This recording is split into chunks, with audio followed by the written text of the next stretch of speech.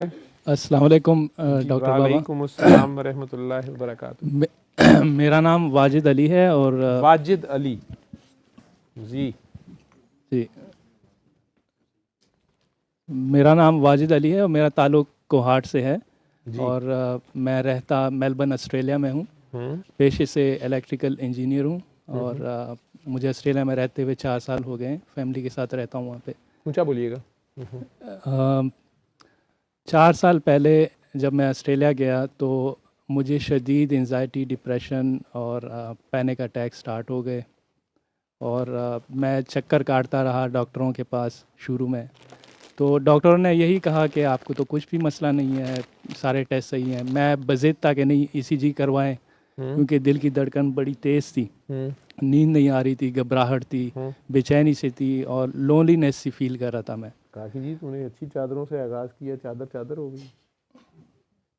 Loneliness सी मैं बहुत feel कर रहा था। हम्म। एक तो मैं कोविड के टाइम पे गया हुआ था अकेले, और फैमिली पीछे रह गई थी, बच्चे। तो एक तो होम सिकनेस भी थी, और फिर बहुत ज़्यादा मतलब वो तगो करनी पड़ी स्टार्ट में जॉब सर्च में। लेकिन अल्हम्दुलिल्लाह अल्लाह के फजल से 3 महीने में वो जॉब सेटल हो गई, मेरी प्रोफेशनल जॉब। और उसके बाद से ये एंजाइटी मेरे साथ साथ चलती रही, पता नहीं क्यों। मतलब अगर दोस्तों के साथ भी हूँ तो एक अजीब किस्म की बेचैनी थी मुझे। और कुछ ना कुछ मुझे जो है ना वो परेशानी चल रही थी मेरे साथ। घर वालों को मैं बता नहीं सकता था कि मुझे क्या परेशानी है। मैंने कहा मैं इधर बैठा हूँ, वो पाकिस्तान में है, खाम में परेशान हो गए, बस मैं उसको बर्दाश्त करता रहा। साल बाद जब फैमिली आई तो उसके बाद एकदम से मुझे पैनिक अटैक स्टार्ट हो गए। हम्म। जब पैनिक अटैक स्टार्ट हो गए तो मुझे तो बहुत घबराहट हुई कि ये तो बहुत सीरियस सा मसला है। हम्म। तो फिर बेगम ने भी कहा कि आप डॉक्टर के पास चले जाओ फिर हम्म। से। तो मैं एक डॉक्टर के पास गया। वो उन्होंने मुझे वो दिए, एंटी डिप्रेसेंट दिए कि आपको शदीद एंजाइटी, आप ये खाएं और आप ठीक हो जाएंगे। खैर मैंने 3 महीने तक वो दवाई खाई, लेकिन मुझ पे कुछ असर नहीं पड़ा। उल्टा मुझे मज़ीद परेशानी और नींद आनी शुरू हो गई। और जितना भी मैं सोऊं मुझे लगता था कि मुझे और सोना चाहिए। तो और पैनिक अटैक्स भी ख़त्म नहीं हो रहे, वो परेशानी भी ख़त्म नहीं हो रही। इतनी बेचैनी थी कि मतलब घर में भी मुझे बच्चों पे भी गुस्सा आने लगा, बेगम पे भी गुस्सा आने लगा। मतलब शकूक तक बात चली गई। हम्म। घरेलू हम्म। माहौल भी बिगड़ने लगा बहुत हम्म। ज़्यादा। किसी से मतलब मैं खुल के बयान भी नहीं कर सकता था कि मुझे प्रॉब्लम क्या है। हम्म।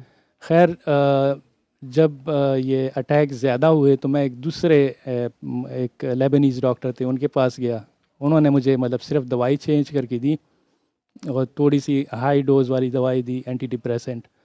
क्या आप ये खाओ, वो भी मैंने खा के देखी, उससे भी कुछ फ़र्क नहीं पड़ा। खैर एक दिन मैं इसी परेशानी के आलम में था। और हर रात मैं मतलब सोने की कोशिश करता था, दिल की धड़कन इतनी तेज़ होती थी कि मुझसे सोया न जाता था, बल्कि मतलब सुबह सवेरे तक मैं जागा रहता था और उस टाइम मुझे नींद आती थी। और कभी कभार तो ऐसे लगता था कि बस यही आखिरी रात है, बस बचना नहीं है। इसी परेशानी के आलम में एक रात बच्चे सो रहे थे, मैं और बेगम जाग रहे थे, तो मैं फ़ेसबुक स्क्रॉल कर रहा था। तो अचानक सामने आपकी वीडियो आ गई एक। मैं आपको बिल्कुल नहीं जानता था उस टाइम, और मैंने वो खैर देखनी शुरू की। आपके गले में स्टेथोस्कोप था और कोई एक छोटा सा कमरा था। मैं ये समझा कि नीचे नाम तो लिखा हुआ था कि डॉक्टर साहब हैं। तो मैं ये समझा कि कोई डॉक्टर साहब हैं, कोई सेमिनार या वर्कशॉप कर रहे हैं या कोई स्टूडेंट्स को ट्रेनिंग कर रहे हैं। तो जैसे ही मैंने 1-2 मिनट वो सुननी शुरू की तो मुझे आपकी बातें अपनी तरफ खींच ले आई, तो मैं सुनता रहा। हम्म। और उसी वीडियो को देखते देखते बीच में आपने सूरह रहमान का पैगाम दिया। तो जैसे ही वो पैगाम मैंने सुना, मैंने उधर ही वीडियो बंद कर दी। हम्म। बीच में वाइफ भी साथ साथ सुन रही थी, तो उन्होंने भी पूछा कि ये कौन है। तो मैंने कहा मैं तो नहीं जानता, ये कौन साहब हैं। ये एक डॉक्टर साहब हैं। तो उन्होंने कहा ये तो दुआ का और ये बता रहे हैं, और साथ में ये सब काके काकियाँ इकट्ठे बैठी हैं, तो ये क्या चक्कर है। तो मैंने कहा ये भी मुझे नहीं पता, मैं तो फर्स्ट टाइम देख रहा हूँ। तो खैर वो सो गई थी तब तक, मैंने उनको टेक्स्ट छोड़ दिया कि मुझे आप सुबह जल्दी उठाएं, मैंने उठ के एक दुआ करनी। तो उन्होंने कहा ठीक है। मैं सुबह उठा तो दुआ स्टार्ट की, 7 दिन पूरे किए अपने। मेरा काम स्टार्ट में नहीं हुआ, लेकिन मैंने बतानी शुरू कर दी। मैंने कहा किसी का तो होगा, मेरा अगर फंसा हुआ है तो किसी का तो होगा ही, इतना तो यकीन था मुझे। हम्म। फिर मैं आपका नंबर ढूंढता रहा कि कहीं से आपका नंबर मिले और आपसे रब्ता हो। तो वो एक एक दिन बस इत्तेफाक से एक यूट्यूब वीडियो पे आप कुछ बता रहे थे अपना नंबर, तो वहाँ से मैंने कॉल करनी शुरू की। और एक दिन कॉल लगी तो आगे से काकी जी ने फ़ोन उठाया। तो मैंने कहा मुझे तो डॉक्टर साहब से बात करनी है। तो उन्होंने कहा नहीं, जो आपको कहना है आप मुझसे कहें। तो मैंने कहा ठीक है। उनको मैंने बता दिया कि मैंने इस तरह सूर रहमान सुनी है, लेकिन मुझे कोई ख़ास फ़र्क नहीं पड़ा है, मैं ठीक नहीं हुआ हूँ। जियो तो वाले उन्होंने कह कहा रहे आप, हैं कि मेरी आवाज़ में मसला आ रहा है लाइव में। अब सही आ रही है? जी, अच्छा।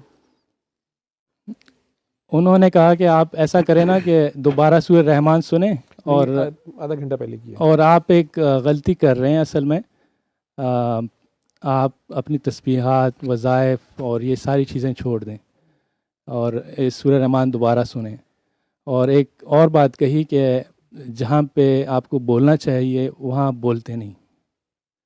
तो ये बात मुझे समझ में ही नहीं आई कि इसका मतलब क्या है। खैर मैंने उनसे पूछा भी नहीं। फिर एक एक बात मैंने उनसे पूछी अदब से कि अगर गुस्ताखी माफ़ हो तो मैं आपका नाम जान सकता हूँ। तो उन्होंने कहा मैं बाबा की काकी हूँ। तो मैंने कहा जी शुक्रिया। तो खैर मैंने दोबारा सूरह रहमान सुनी और मेरे सारे जो जो भी दर्द थे, तकलीफ़ें थी, वो दूर हो गई। कोई एंजाइटी, कोई परेशानी, कुछ भी नहीं था। सारी दिल की धड़कन भी ठीक हो गई। और फिर मैं सोचता रहा कि दिल ही दिल में कि इस बात का मतलब क्या है कि जहाँ पे आपको बोलना चाहिए वहाँ आप बोलते नहीं हो। खैर मैंने उनको अप्रोच करने की कोशिश की, लेकिन शायद उनका नंबर बिज़ी था कि मैं उनको बताऊं कि मैं ठीक हो गया हूं।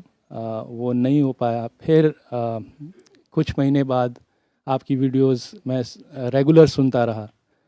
तो कुछ महीने बाद खुद ही दिल में एहसास हुआ कि इतने एहसान फरामोश नहीं बनो और ये बता दो कि तुम ठीक हो गए हो, तो बता दो।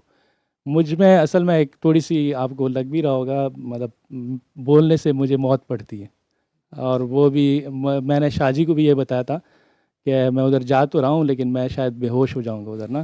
तो उन्होंने कहा नहीं कुछ नहीं होगा, बस बाबा जी हैं वो देख लेंगे। तो मैंने कहा ठीक है। तो उसके बाद मेरा मतलब ये सफ़र चलता रहा। लोगों को मैं आगे दुआ का मैसेज बताता रहा। उस टाइम मुझे पता भी नहीं था कि दुआ करवानी क्या होती है या दुआ का रूल्स रेगुलेशन इस सिस्टम के क्या हैं। खैर धीरे धीरे मैं वीडियोस देखता रहा और फिर ख़ुद ही से जवाब, मतलब अंदर फील होता था कि नहीं अब ब्रेक लगाओ, वीडियो बहुत ज़्यादा हो गई। तो 3 महीने 4 महीने मैं कुछ नहीं देखता था, मतलब आपकी वीडियोस नहीं देखता था, कुछ और चीज़ें, फ़िल्म देख लिया, गाने देख लिए। उसके बाद जब फिर थोड़ा सा ड्रेन आउट होता था फिर आपकी वीडियोस देखनी शुरू की।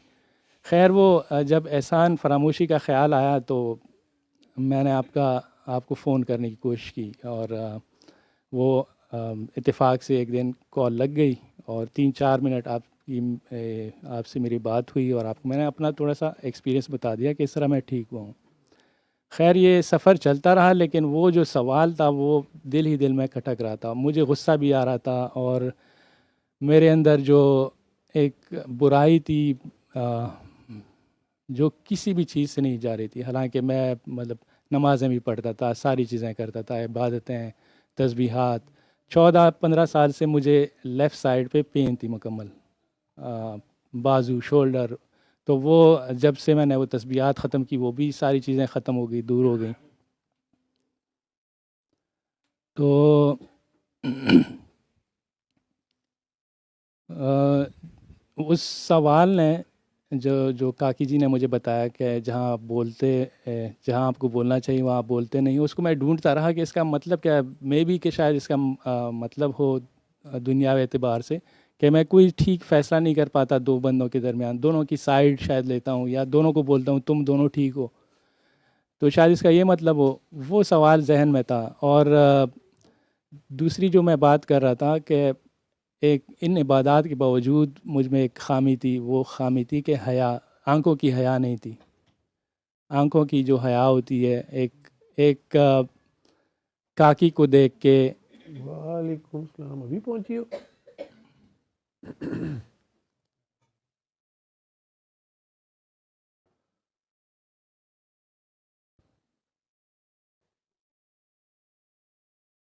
आप उधर ही बैठे रहो, वो बैठ गई यहाँ।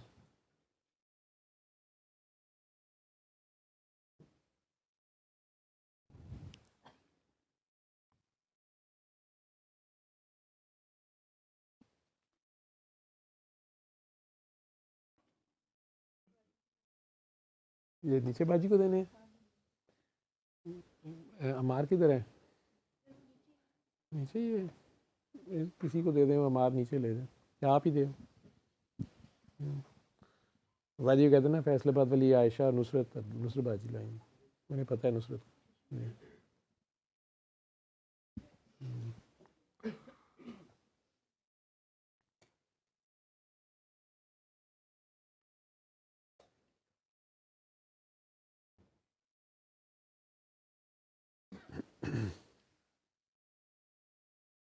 वालेकुम सलाम जी, वालेकुम सलाम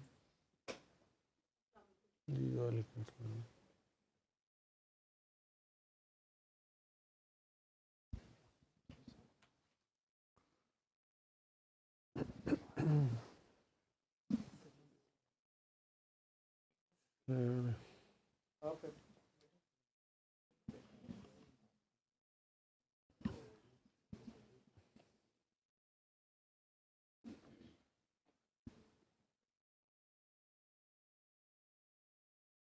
जी सॉरी जी, साजिद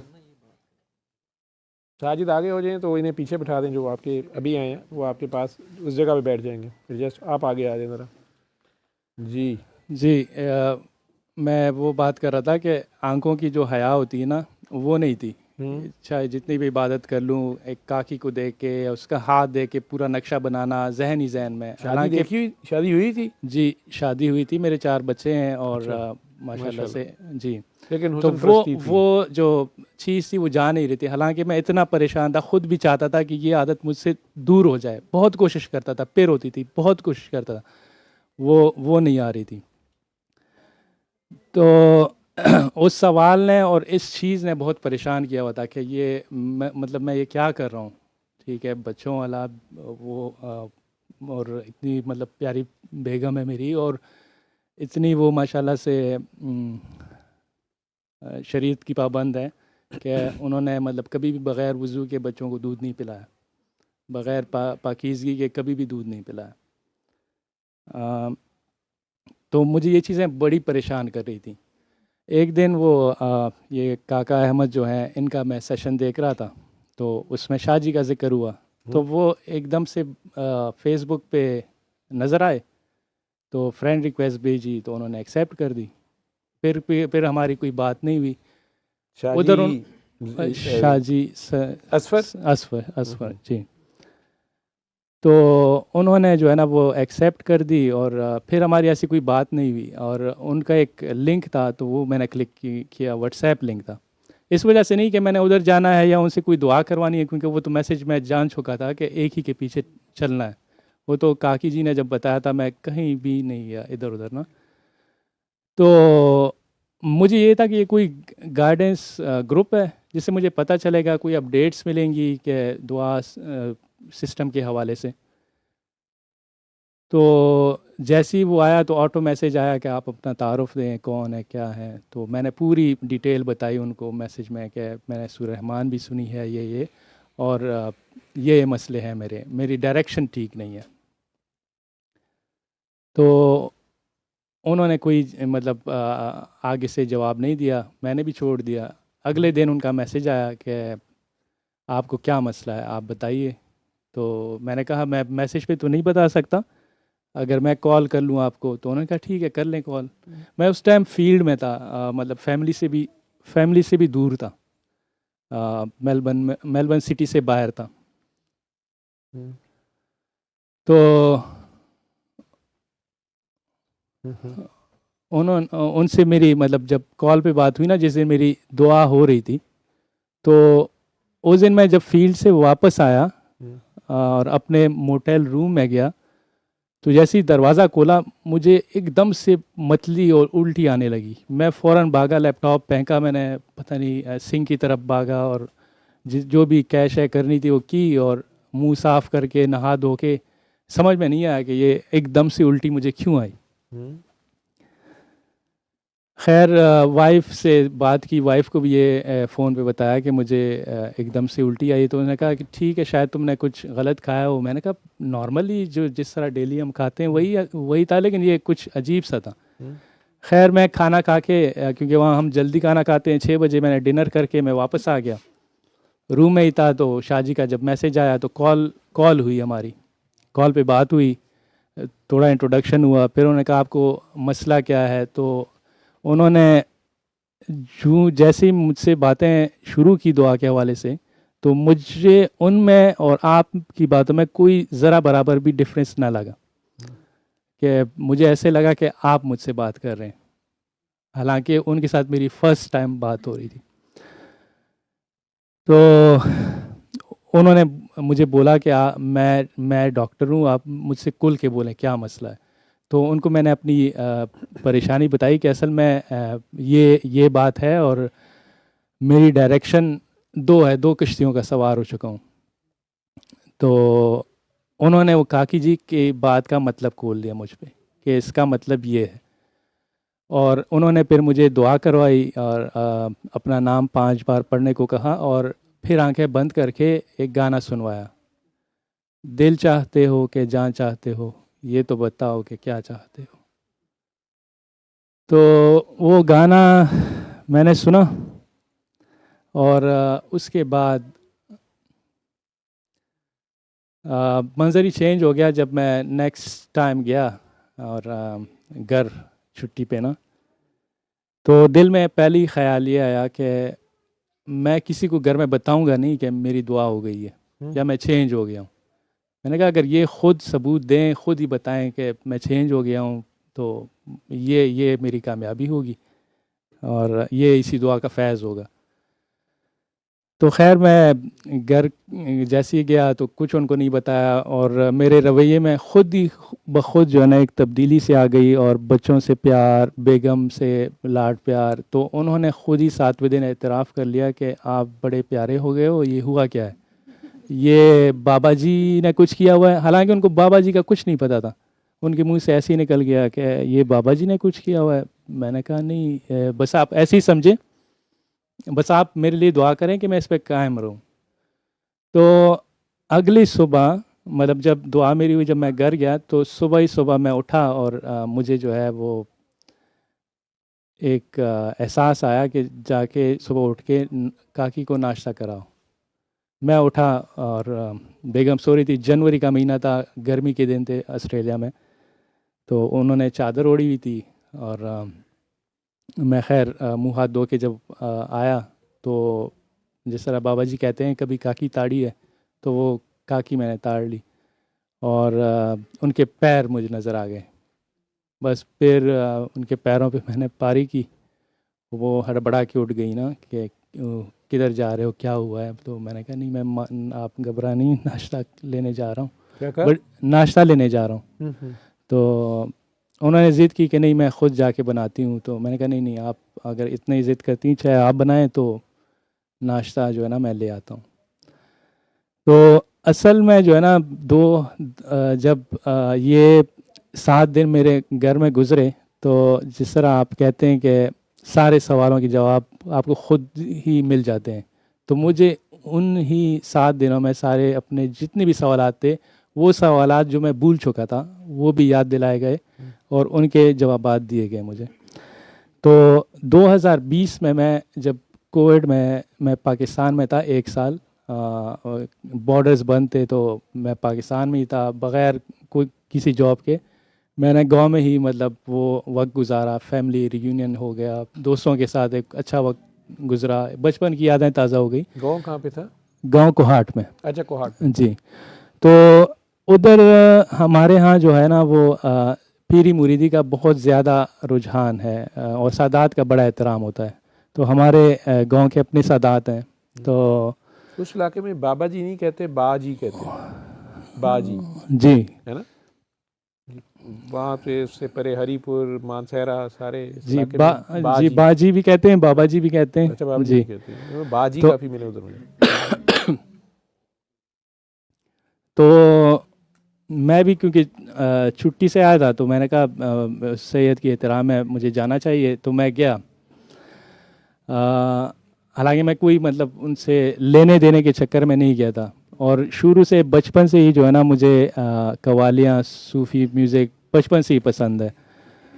और इसमें फिर मुझे सरकार हज़रत वासिफ़ अली वासिफ़ रहमतुल्लाह अलैह का तारुफ़ भी मुझे 2007 में हुआ, तो उनकी वीडियोस मैंने देखनी शुरू की बहुत ज़्यादा, तकरीबन 2018-19 तक।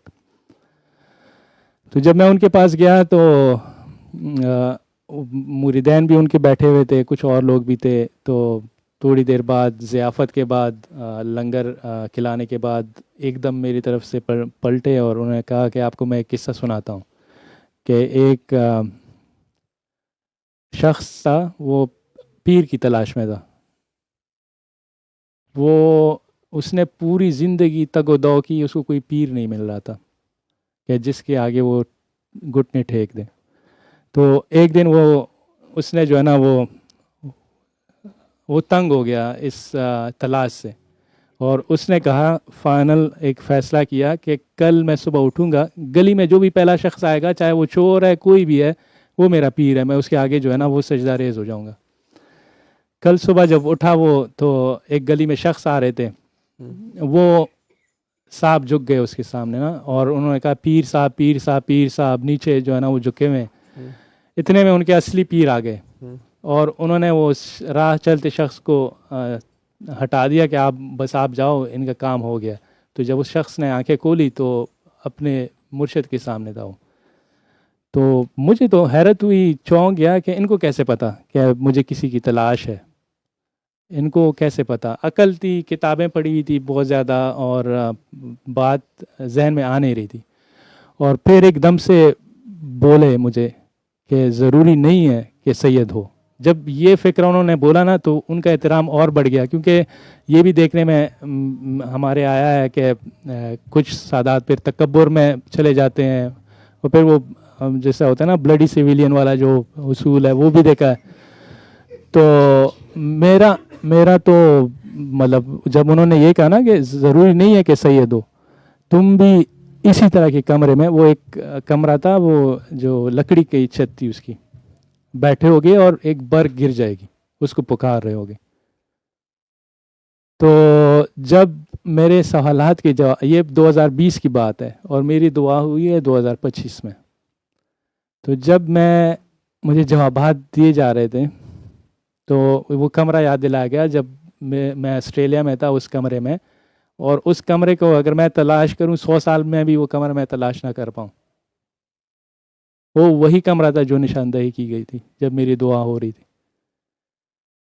तो उसके बाद एक बाबा जी ने क्रैश कोर्स करवाया, क्योंकि शाह जी ने ये बोला हुआ था कि ये लास्ट ट्रेन है, इस पे चढ़ जाओ। मैं जब घर आया था ना, तो जनवरी का महीना था, और बच्चों की भी स्कूल की छुट्टियां थी, और उन्होंने प्लान बनाया हुआ था कि बाबा आएंगे तो हमें सिडनी लेके जाएंगे। तो मैंने कहा, सिडनी तो बेटा दूर है, खामखा मैं 8 घंटे की ड्राइव करूँगा वापसी, मतलब मुझे बोरियत होती है। तो ऐसा करते हैं, विक्टोरिया में ही कोई स्पॉट देख लेते हैं। तो विक्टोरिया में एक बहुत अच्छी जगह है, पुफिंग बिली के नाम से। उधर हमने बहुत पहले से बच्चों ने ट्राई की, मैंने ट्राई की कि हमें टिकट्स मिले ना, वो मिल नहीं रहे थे। तो बेटे ने एकदम से कहा, बाबा आज तो टिकट अवेलेबल हैं, तो इधर चलते हैं। तो मैंने कहा ठीक है, चलते हैं। वो 1.5 घंटे की ड्राइव थी। पूरी रात मैं एक कैफियत वाली सिचुएशन थी, उसको मैं बयान नहीं कर सकता। बेचैनी वाला सुकून, अब मैं इसको लफ्ज़ों में बयान नहीं कर सकता। पूरी रात में सोया नहीं, और सुबह मैंने ड्राइव भी करना था। तो खैर मैंने कहा चले आप लोगों को लेके चलता हूँ। तो 1.5 घंटा मैंने ड्राइव की, वहाँ पे डॉक्टर बाबू वहाँ पे एक ट्रेन चलती है 100 साल पुरानी, वो वैलीज और हिल्स और फॉरेस्ट के अंदर चलती है। तो खैर हम गए, टिकट्स लिए और अंदर गए, ट्रेन में बैठ गए, और बाहर उस खिड़की में आप मतलब टांगे फैला के आप बैठ सकते हैं, बाहर के नज़ारे देख सकते हैं। तो मैं बच्चों के साथ वो खिड़की में ही बैठ गया। अब जब ट्रेन चलने लगी एकदम ख्याल आया कि तुम आज इस ट्रेन में क्यों हो। तो वो मंज़र दिखाया गया कि ये देखो, ये जो बाहर तुम्हें हरियाली और ये सब्ज़ा दिख रहा है, इन नज़ारों में इनसे लुत्फ़ अंदोज़ हो, लेकिन इसमें खोना नहीं। और फिर मुसाफिर दिखाई दिए जो ट्रेन से उतर रहे थे। फिर ये सबक दिया गया कि इस ट्रेन पे से उतरना नहीं है, मुसाफिर नहीं बनना, इसमें डब्बा बनना है, आगे चलना है। आगे चलती रही ट्रेन, तो वो कोल ट्रेन थी, धुआं उठ रहा था, तो मेरी नज़र पड़ गई इंजन पे। तो ये सवाल आया कि ख़बरदार कभी इंजन नहीं बनना, वरना भस्म हो जाओगे, इस धुएं की तरह उड़ जाओगे। थोड़ा आगे ट्रेन चली, वो ऐसे कटता, तो सामने मंजर आया कि इंजन से आगे नहीं जाओ, वरना काट उतर के गिद्ध की खुराक हो जाओगे।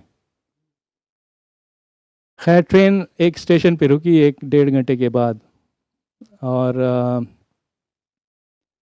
उसमें जब ट्रेन उतरी, मतलब लोग उतरे, तो इंजन उसका बड़ा यूनिक था, क्योंकि वो उन्होंने बड़ा वेल मेंटेन किया हुआ था। तो बहुत सारे लोग उतरे, उन्होंने इंजन के साथ सेल्फियाँ खींचनी शुरू की, और कोई इंजन के साथ सेल्फी ले रहा है, कोई इंजन की पिक्चर ले रहा है। तो मेरी नज़र जो है ना वो इंजन पे पड़ गई, उसकी हालत पे पड़ गई, कि उसकी हालत को कोई नहीं देख रहा कि वो कितना उसकी हीट, टेम्परेचर, बड़ास, उससे क्या हाल हुआ हुआ है।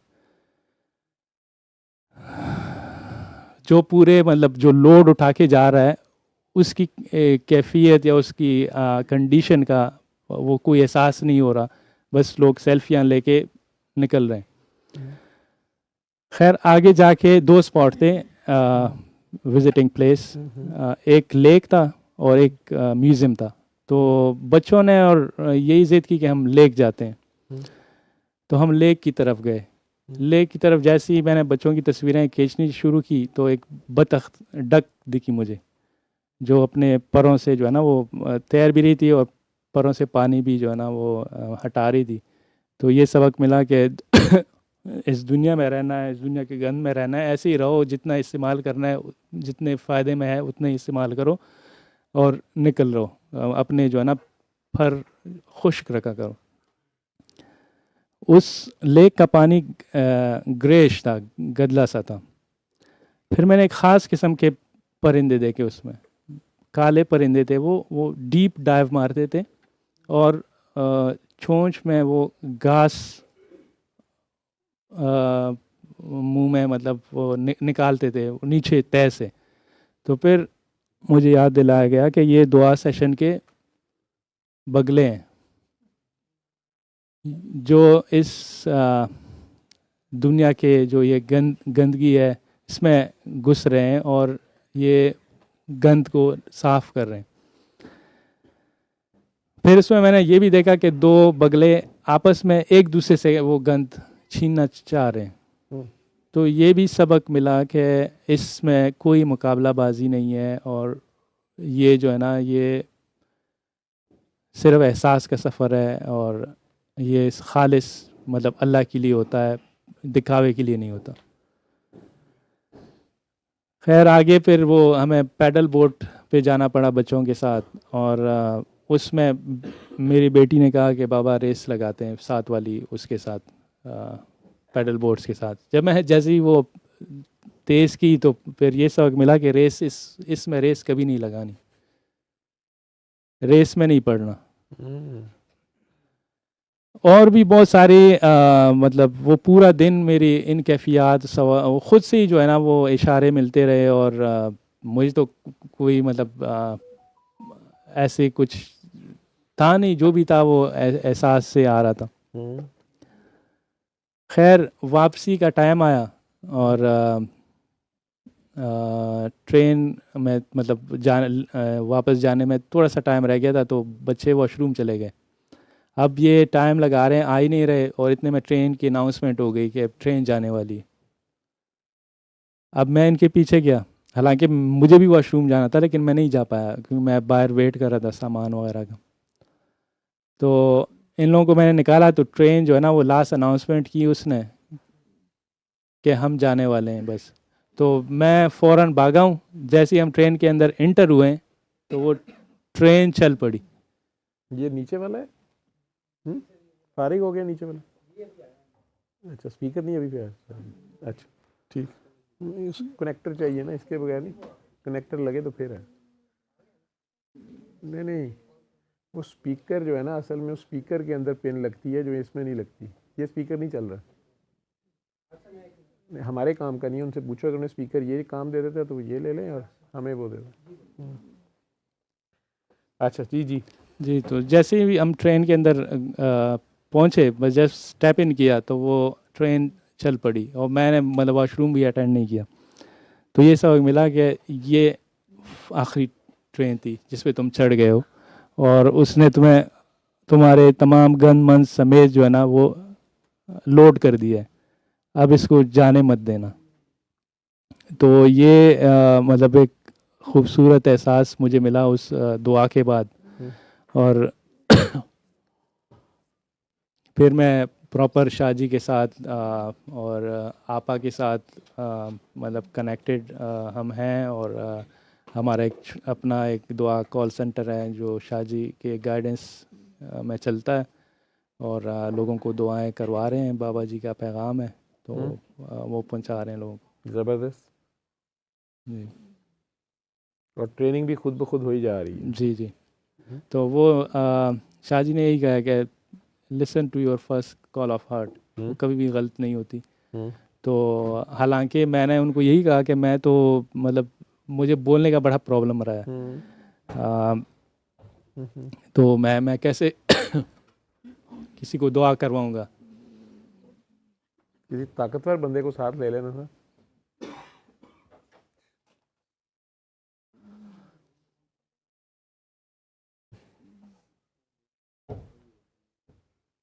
नीचे बैठी खवातीन को बचा के आराम से।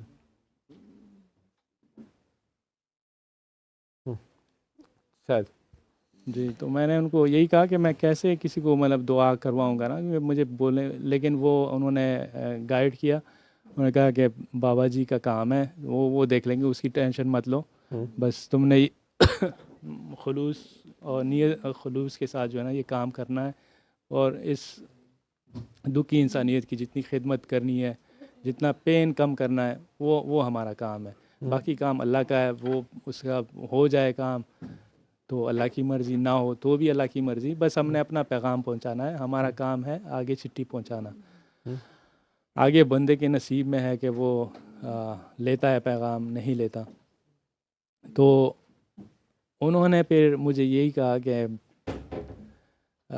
जब शुरू में गया तो कुछ उन्होंने वो लगाई हुई थी मुझ पे, पाबंदियाँ लगाई हुई थी मुझ पे ना कि ये काम नहीं करने।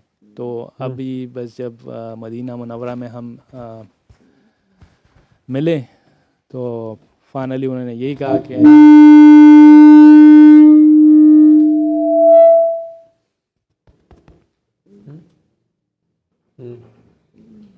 जी, तो फाइनली उन्होंने यही कहा कि आप जो है ना वो अपने जो है ना वो गांव के जो शाह साहब हैं उनके पास चले जाओ, और उनको जो है ना ये बाबा जी का सलाम जो ये पहुंचा दो कि पागल डॉक्टर ने बाबा मस का सलाम भेजा है, और साथ में ये भी कहना कि सैयद असफर हसन कादरी ने न्यू दिल्ली इंडिया से भी सलाम भेजा है, और बाबा जी का कार्ड देना उनको, साथ में मदीने की जो है ना खजूरें देनी उनको। जी, वो प्यार से इस्लाम देना, ये पैगाम प्यार का पैगाम होता है। किसी आपको एक बताने की कोशिश होती है कि जो वहाँ बैठा है वही यहाँ बैठा है, ये दो नहीं है, एक ही बात है। तो घर के करीब अगर चश्मा है जी तो दूर दरिया पास जाना, दनी दारे के पास जाना, जब घर के पास साफ चश्मा है, ब्रांच पहुंची हुई है ना, खंबा पहुंचा हुआ है, जी और उधर उन्हें सलाम भेजना होता है कि आप ठीक काम कर रहे हैं।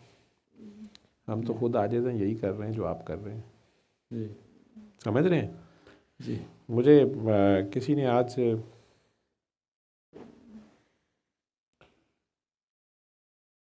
फ़ोन किया तो मुझे कहने लगे कि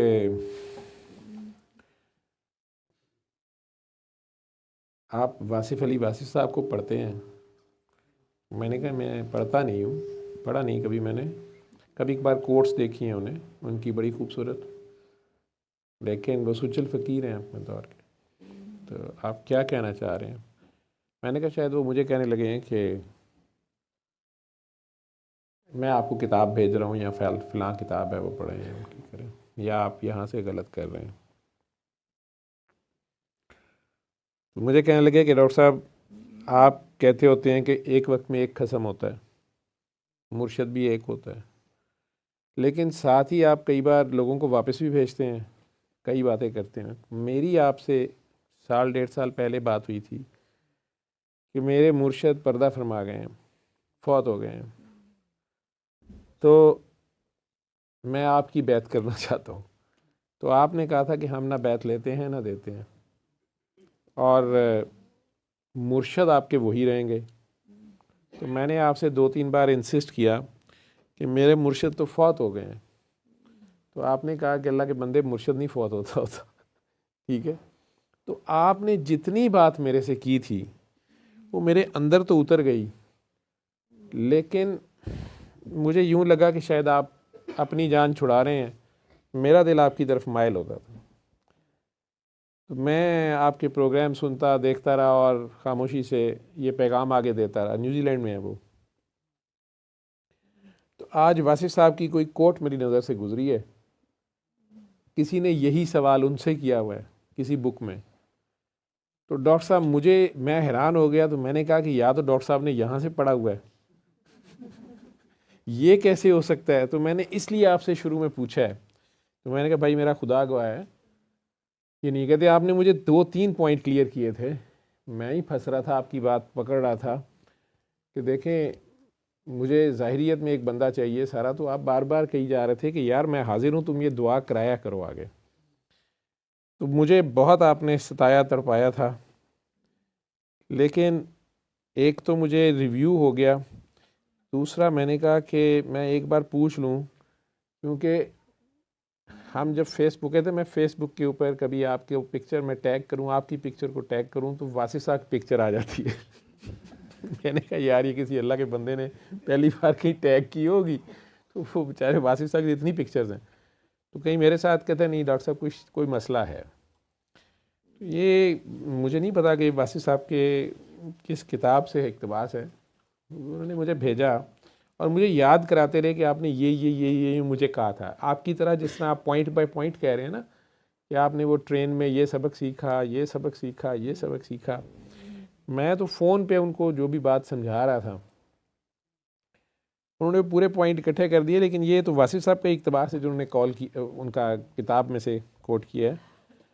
तो वो सवाल ही ये है कि अगर किसी का पीर इंतकाल कर जाए तो क्या दूसरा पीर बनाना जायज़ है?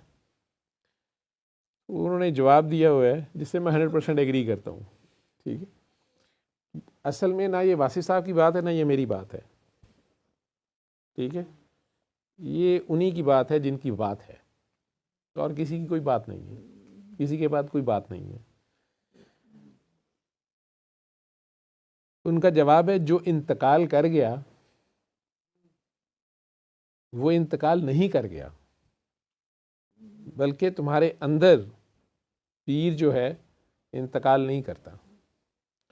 अगले पीर साहब के पास मजलिस का फैज़ है, उनके पास बैठने का, सोहबत का फैज़ है, तरबियत का फैज़ है, और वो ज़रूरी होता है।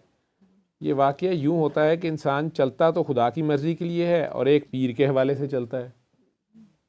मकसद तो अल्लाह होता है।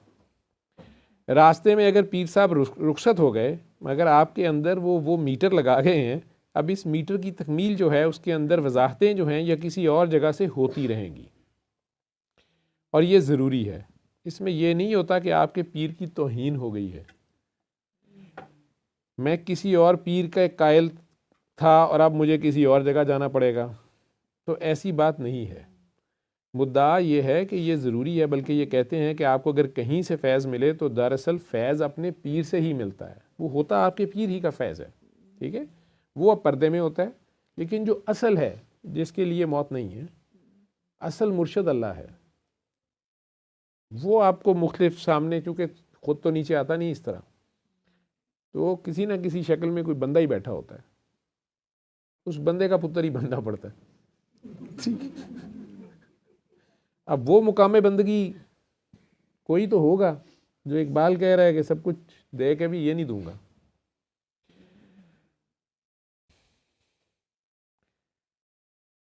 कहता है कि मुद्दा ये है कि ये ज़रूरी है, बल्कि ये कहते हैं कि आपको अगर कहीं से फैज़ मिले तो दरअसल फैज़ अपने पीर से मिलता है।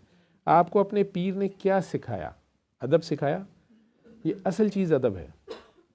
अब ये अदब समझते हैं जूते उठाना, पाँव को हाथ लगाना, सर झुकाना, खड़े हो जाना, ये तो ज़ाहिरियत के अदब है, बच्चों को पहले दिन स्कूल में सिखाए जाते हैं। लेकिन वो जो दिल का अदब है, वो हुक्म मानना है, ठीक है। वो आप कई बार देखा होगा, क्लासरूम में से टीचर जाते हुए एक बात कहते हैं कि ऐसे करो सारे, तो जाता है 40 बच्चों में से मुश्किल से 3-4 उस बात पे रहते हैं, बाकी शोर शराबे खेल खराबे में चप पड़ जाते हैं। असल टेस्ट होता ही तब है जब टीचर सामने से हट जाता है, छुप जाता है, होता वो साथ वाले कमरे में, नज़र नहीं आता, बाबा जी अब मुझे नज़र नहीं आते, ठीक है। लेकिन असल टेस्ट यहीं से शुरू होता है। तो आपको अपने पीर ने क्या सिखाया? अदब सिखाया। तो आप हर पीर का अदब करो, और आप पीरों के शोबे में मुकाबला ना करना कि ये पीर ज़्यादा है, ये पीर कम है, या मेरा पीर ज़्यादा है। जो मुकाबला करने वाला है और वो कहता है कि मेरा पीर सबसे ऊंचा है, तो वही झूठा होता है। ये वासिफ साहब के अल्फाज हैं। दूसरे का पीर उतना ही ऊंचा है जितना तुम्हारा पीर है, क्योंकि हर पीर एक ही पीर है, असल में वो एक ही पीर है, ठीक है। असल में गुर क्या है? हर पीर एक ही है। जिस तरह इस्लाम एक ही है, इसी तरह पीर भी एक ही है। तुम्हें इस अंदाज़ की तालीम दे रहे हैं और उसको दूसरे अंदाज़ की तालीम दे रहे हैं, लेकिन दोनों ने जाना एक ही तरफ है। तो आप बात समझ रहे हैं या नहीं? तो मुसलमानों में एक ये बड़ा ख्याल आ गया है कि पीरों का मुकाबला करें, ऊंच नीच का फैसला हो गया। कुछ लोग पैगंबरों के दरमियान फ़र्क करना शुरू कर देते हैं और फिर दीन से महरूम हो जाते हैं। अल्लाह ने बड़ी सख्ती से इससे मना किया है। ऐसा बिल्कुल नहीं करना। ये ना कहना कि मेरे सच्चे पीर ने ये कहा था, मेरा पीर बहुत आला है, मैं दूसरी जगह जाके क्या करूँगा। भाई जब एक जगह निकाह हो गया तो दूसरी जगह कैसे जाऊँगा, मेरा पीर कैसे गवारा करेगा। तो ऐसा नहीं होता। ये सफ़र एक ही होता है, और सफ़र क्या होता है? एक ही दरिया है और एक ही कश्ती है, और जाना एक ही मंजिल को है। तो रास्ते में खुशी खुशी चलते जाओ। इसलिए अगर किसी के पीर का इंतकाल हो जाए तो और जगह जा सकते हैं, और जहाँ जाते हैं उतनी ही क़ीदत से जाते हैं, ताकि पता चल जाए कि तुम्हें तुम्हारे असली पीर ने नशिस्तो बर्खास्त के अदाब सिखाए हैं। बुज़ुर्गों ने बड़े बड़े फ़ैज़ लिए, 18-18 इंसानों के पास गए और बड़े अदब से फ़ैज़ लिए, जबकि पीर अपना एक ही रखा। बुज़ुर्ग रुखसत हो गए लेकिन मुरीद रुखसत नहीं हुए, ठीक। इसलिए ये चलते गए, एक मुकाम पर गए, दूसरे मुकाम पर गए, और एक और मुकाम पर गए। हर मुकाम पर उन्होंने अदब की वजह से फ़ैज़ पाया। नए बुज़ुर्ग ने कहा कि तुम्हारा पीर तो रुखसत हो गया, और वो बड़ा बुज़ुर्ग था, उसकी बड़ी मेहरबानी है, उसने तुम्हें मुझे भेजा। अब उसकी शुरू की हुई कहानी में 2 नुक्ते हम भी लगाते हैं, लेकिन नुक्ते लगवाते वक्त आप ये ना कहना कि वो पहले वाला बेहतर था और ये वाला कमज़ोर है। कहानी शुरू किसी एक ने की है और मुकम्मल कोई और करेगा। इसलिए आप बिल्कुल खामोशी और अदब के साथ बैठा करें। अगर आप में ज़रा फ़र्क आ गया तो नतीजा ये होगा कि पहला पीर ही ना रहा, असल में उसी पीर से महरूम हो जाते हैं हम। दूसरे में फ़र्क आ गया तो फिर पहले से इनहराफ है। इसलिए पहले पीर की ज़िंदगी दूसरे पीरों की हयात में है, और ये बहुत ज़रूरी है। वो ये नहीं कहते कि बैत कर या ना कर, नए पीर से बैत कर लो तब भी ठीक है, ना करो तब भी ठीक है, लेकिन जो पहली बात शुरू की गई है उसकी तकमील किसने करनी है? तो जहाँ जहाँ वक्त ले जाएगा, नदी कहाँ से चली है, उसने जाना कहाँ है, हर एक का इसमें फैज़ शामिल होगा। कैसे? अदब के साथ और खलूस के साथ। और ये पीरों का कमाल होता है। क्या कमाल होता है कि वो रुखसत होने के बाद भी फैज़ दिलवाते रहते हैं। कैसे दिलवाते हैं? अदब सिखाकर। तुम्हें इस काबिल बना दिया, मुअद्दब कर दिया। और मुअद्दब आदमी बदनसीब नहीं होता। तो फैज़ देना और दिलवाना एक ही बात है। देना और दिलवाना, इसमें कोई फ़र्क नहीं है। ये जो फ़र्क है ये आपके यहाँ है कि पीर ने दिया या दिलवाया। असल में ये बात है बिल्कुल एक ही बात। बस ख्याल ये रखना कि आपके पीर के मुकाम में फ़र्क ना आए। मकाम सबका बराबर होता है। बाबा जी कहते हैं इश्क में सब बराबर हैं। रेस नहीं लगानी, कंपैरिजन्स नहीं करने, जेलसियाँ नहीं करनी। आप अपना मकाम तलाश करो ताकि आपकी तलब जो है वो चलती जाए चलती जाए, किसी मुकाम पर ना रुको। ये कमज़ोर मुरीदों ने कहानियाँ बनाई हैं कि मेरा पीर पीरों का पीर है, तुम्हारे पीर से भी मेरा पीर सच्चा है, मेरा पीर उच्चा है। मगर ये पीर एक ही है। पीर क्या है? सबका एक है। इश्क जो है सबका एक है। अगर इश्क पीर है तो इसमें दो नहीं होते। तो ये ना कहना कि हमारा इश्क जो है वो दूसरों से ज़्यादा है। अब वो ये भेज के मुझे तो काफ़ी लंबा था, आगे भी मुझे कहना शुरू हो गए कि सर आपने अगर पढ़ा नहीं है तो ये एक ही बात कैसे हो सकती है। पूरे पॉइंट्स को इन्होंने 7-8 लिखे हुए थे। मैं कहा भाई मुझे खुद नहीं पता,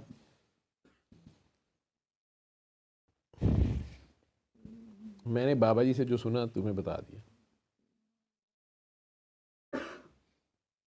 और बाबा जी को किसने बताया? जिसकी बात है, बात वही रहेगी। और बात इतनी सी है कि बात है ही नहीं। ठीक, हमारी बात है ही नहीं।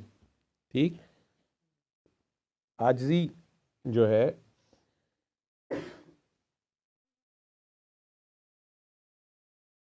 बेगर्जी बेलौसी। ठीक है, उस सरेंडर कर दो। अगर उसके आगे ज़ीरो हो जाओ जी, तो बाकी कहानी वो खुद लिखता है। जो वो पढ़ाता और समझाता है उस जैसा नहीं होता।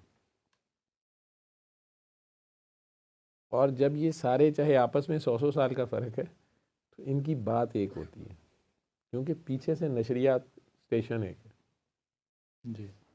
तरीक़त देखने में फ़र्क नज़र आती है ना। कोई कवालियाँ सुन रहे हैं, कोई ज़िक्र कर रहे हैं, कोई जली ज़िक्र कर रहे हैं, कोई खफ़ी कर रहे हैं, कोई सादा इबादत कर रहे हैं, सोशल वर्क कर रहे हैं, सारा कुछ कर रहे हैं। कोई धमाले लगवा रहे हैं, कोई म्यूसिकियाँ सुना रहे हैं। लेकिन मकसद और नीयत अगर अल्लाह है, वो मुख्तलिफ लोग हैं, मुख्तलिफ तबीयत की रूहें हैं, मुख्तलिफ लोगों से अल्लाह मुख्तलिफ काम ले रहा है। और ये सारा उसने एक बैलेंस में रखा हुआ है। ना सारे जलाली हैं, ना सारे जमाली हैं, ना सारे कमाली हैं और ना सारे धमाली हैं। ठीक है, ये उसकी मर्ज़ी, जैसे भी उसने जहाँ रखा है हर जगह पे। मसला ही वहाँ पड़ता है जहाँ कंपैरिजन्स जजमेंट शुरू होती है, या इंसान लालच में आ जाए कि ये भी पकड़ लूँ, ये भी ले लूँ, ये भी कर लूँ, तो सर पैंक के चलते हैं।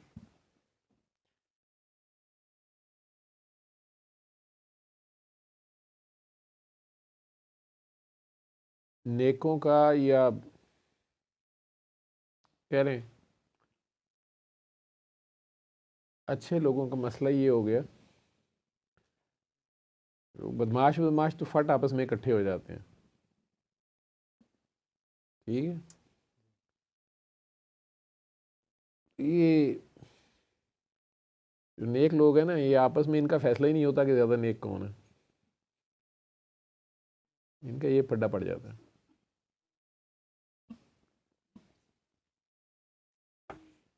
और यही सबसे बड़ी मैं होती है।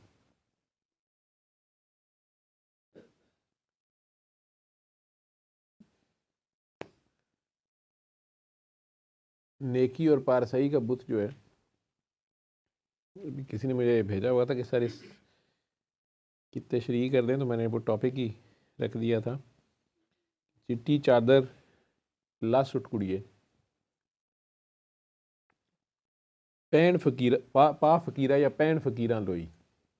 फ़कीरों वाली जो लोई है, सफ़ेद चादर उतार के फ़कीर की जो गुदड़ी है वो पहन लो। चिट्टी चादर दाग हज़ारा, तो जो सफ़ेद चादर होती है उस पे एक भी दाग लग जाए तो दूर से नुमाया होता है। शरीफ आदमी, नेक नाम आदमी की ज़रा सी बदनामी हो जाए तो इज़्ज़त डामाडोल हो जाती है ज़माने की। और हम सारों को यही चिट्टी चादर जो सफ़ेद पोशी है कि उसका भरम रह जाए। मसला ये होता है कि दुनिया क्या कहेगी, लोग क्या कहेंगे। तो चिट्टी चादर दाग हज़ारा, लोई दाग ना कोई। वो जो लोई होती है वो मैलखोरी होती है, उसके ऊपर दाग नज़र नहीं आते।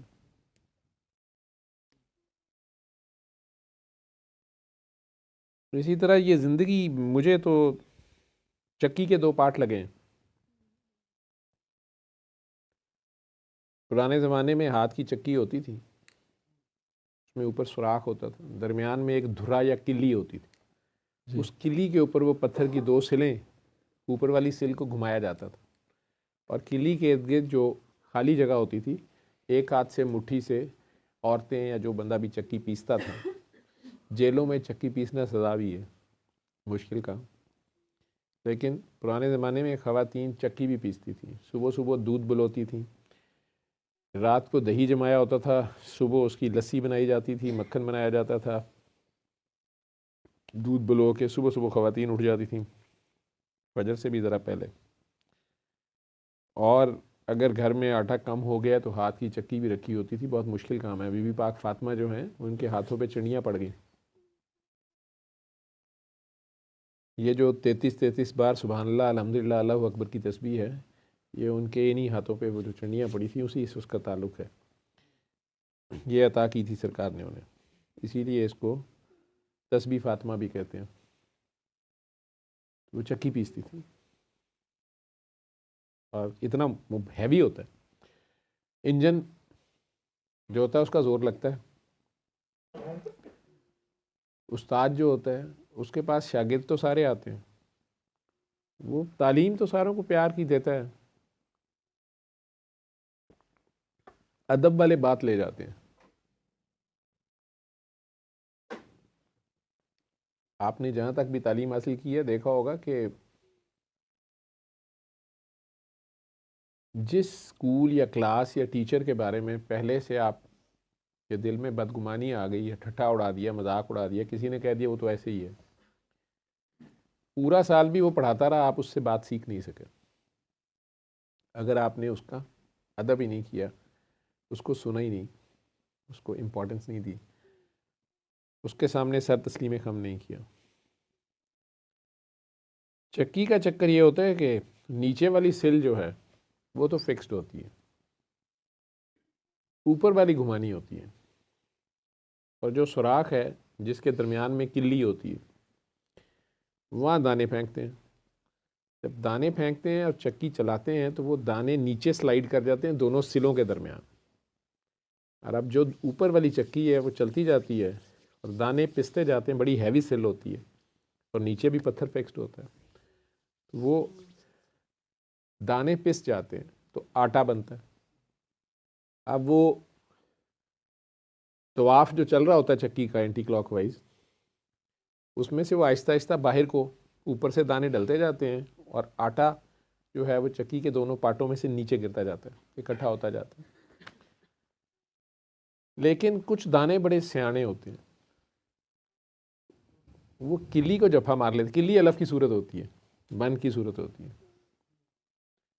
वो जब दाने फेंके जाते हैं तो वो किल्ली से परे जाते ही नहीं, वो किल्ली को चिपके रहते हैं। जो किल्ली के करीब वाले होते हैं, कुर्ब वाले जो होते हैं, वो दोनों पार्टों के बीच के पास नहीं जाते, तो पिसने से बच जाते हैं। जिनको सैर का शौक होता है, जगह जगह से फैज़ का भी शौक होता है, अब ये बात मैं और कर रहा हूँ, वो सेंटर को छोड़ के, न्यूक्लियस को छोड़ के, किल्ली को छोड़ के, कहते हैं ज़रा उधर की सैर लेके आए, उधर क्या है। इधर उधर आते, दोनों पार्टों के बीच आ जाते हैं। अब जितना बचने की कोशिश करते हैं, बाहर को निकलने की कोशिश करते हैं, आखिर में आटा बन जाते हैं। काम ये भी किसी के आते हैं, काम वो भी किसी के आते हैं। ये दुनिया चक्की के दो पार्ट हैं।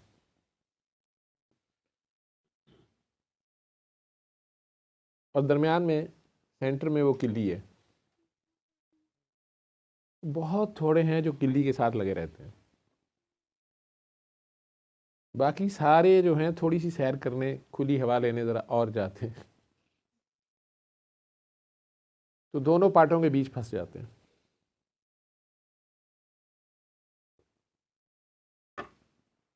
नेकी और बदी, दीन और दुनिया, या दुनिया और आखिरत, एक तो फिक्स्ड होता है। जो उसकी हदें और उसके लॉज हैं वो तो फिक्स्ड हैं, वो तो नहीं हिलता। दुनिया के कई रंग हैं। ऊपर वाला जो पार्ट है वो काफ़ी घूमता है, और कई दाने उसकी कहे लग के साथ साथ घिसटते रहते हैं, और आखिर में पिस जाते हैं। दुनिया के चक्कर में जो पड़ते हैं वो पिस जाते हैं। जो अब आखिरत पे जाने के चक्कर में पड़ते हैं वो भी आहिस्ता आहिस्ता दुनिया में से गुजरना ही पड़ता है, आखिर में इसके बाहर निकल आते हैं। वो जो 1% रह जाते हैं, 1000 में कोई एक दाना किल्ली के साथ लगा हुआ, वो किल्ली उनका मकसद होता है।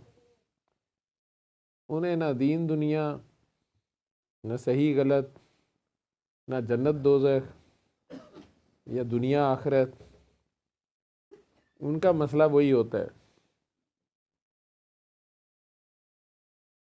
कि ना ये चाहता हूँ ना वो चाहता हूँ, मैं तो बस आपको चाहता हूँ, तो मुझे और कुछ नहीं चाहिए तेरे सिवा।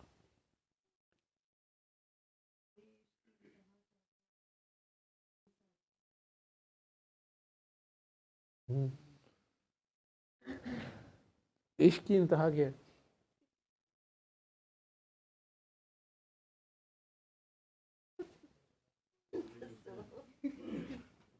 करबला है। तो ये दुआ तो आपने मांगी है, नहीं करबला है। ठीक है, कदम कदम पे, हर सांस पे शहादत है, हर तरह की शहादत है।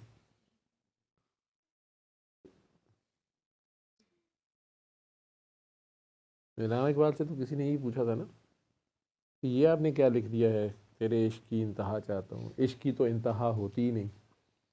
उन्होंने कहा भाई दूसरे मिसरे में कह तो दिया है कि मेरी सादगी देख क्या चाहता हूँ।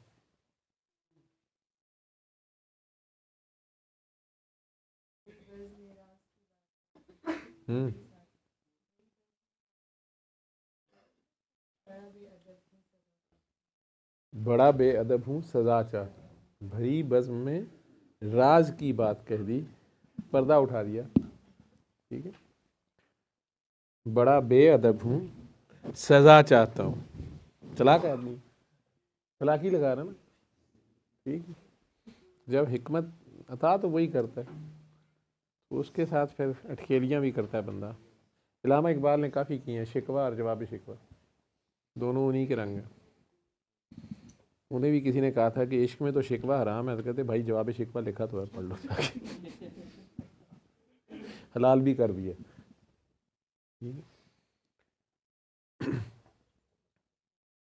ठीक है साईं, दुआ कराते जाओ, किल्ली के साथ लगे रहो। ठीक है,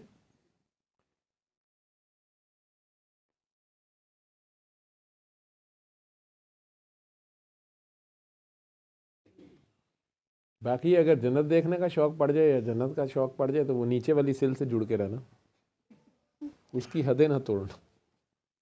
और अगर दुनिया भी चाहिए तो ऊपर वाली सिल के साथ चलते रहना। ठीक।